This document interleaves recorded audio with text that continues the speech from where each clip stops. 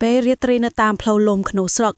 មានពន្លឺខែតិចៗបានធ្វើឲ្យដើមឈើវែងៗចោលស្រមោលទៅលើដីខ្យល់បក់លើសំឡេងស្លឹកឈើជួយខ្សិតខ្សៀវដូចជានរណាម្នាក់កំពុងយំសោករាត្រីនេះវាងាណាស់ដែលនឹងជួបខ្មោចរថយន្តក្រុងចាស់របស់លោកសឿង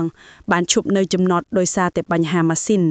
អ្នកដំណើរទៀតអបបានចុះអស់ហើយមានតែនារីម្នាក់ដែលនៅអង្គុយនៅខាងក្រោយដែលមិនដែលបានចុះនាងស្លៀកសម្លៀកបំពាក់ពណ៌ស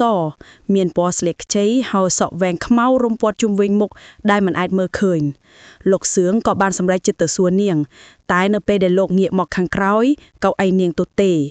ក៏គិតថានាងប្រហែលជាបានចុះយានយន្តទៅហើយដោយមិនដឹងខ្លួនប៉ុន្តែនៅពេលដែលគាត់បើកទ្វាររថយន្តចុះគាត់បានឃើញនាងឈរនៅមុខរថយន្តខាងក្រៅខ្នងគាត់ដោយមិនបានបង្វែររាងកាយលោកសឿងភ្ញាក់ផ្អើលព្រោះគាត់មិនបានឃើញនាងដើរចេញពីរថយន្តទេសុំទោសតើអ្នកចង់ទៅណាលោកសឿងសួរដោយសំឡេងញ័រ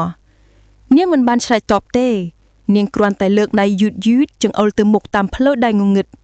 ដៃនាងសជាពណ៌ស្លេកដោយក្រណាត់របស់ខ្មោចលោកសឿងដែលជាមនុស្សចិត្តល្អក៏បានសម្រេចដោយក្តីខ្លាចថាគាត់នឹងដឹកនាងទៅកន្លែងដែលនាងចង់ទៅនាងអង្គុយនៅខាងក្រោយដដែលហើយលោកសឿងឯងមើលឃើញនាងតាមកញ្ចក់មើលក្រោយនាងនៅតែមិនពាក្យអ្វីសោះហើយមុខនាងនៅតែលះសក់វែងរបស់នាងខ្យល់ត្រចុកដែលគាត់មិនធ្លាប់បានដឹងមានហើយបានភ្លុំតាមបង្អុយឡានរបស់គាត់ធ្វើឲ្យគាត់រន្ធត់លោកសឿងបានបើកវិទ្យុប៉ុន្តែវាលេចចេញតែសំឡេងគួរឲ្យខ្លាចតាអ្នកនៅរស់ទេលោកសឿងសួរដោយសំឡេងខ្លាចក្នុងកញ្ចក់មើលក្រោយលោកសឿងបានឃើញស្ត្រីម្នាក់កំពុងលេចមុខឡើងពីក្រោយសក់វែងរបស់នាងភ្នែករបស់នាងគឺខ្មៅសឹបមិនមានភ្នែកទេហើយមានឈាមហូរចេញពីមុខរបស់នាងលោកសឿងខ្លាចយ៉ាងខ្លាំងហើយបានបន្ថែមល្បឿនរថយន្តយ៉ាងឆាប់រហ័សនៅពេលគាត់ងាកមកមើលក្រោយវិញកៅអីគឺទទេគាត់សង្ឃឹមថានាងបានរលាយបាត់ប៉ុន្តែនៅពេលនោះមានសំឡេងសើចឮពីក្រោយខ្នងគាត់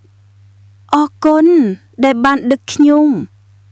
លោកសឿងបានងាកមកមើលហើយឃើញមុខរបស់នាងនៅខាងក្រោយក្បាលរបស់គាត់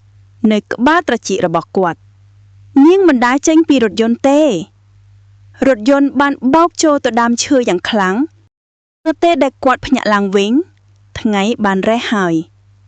គាត់នៅតែរស់ប៉ុន្តែរបួសស្រាល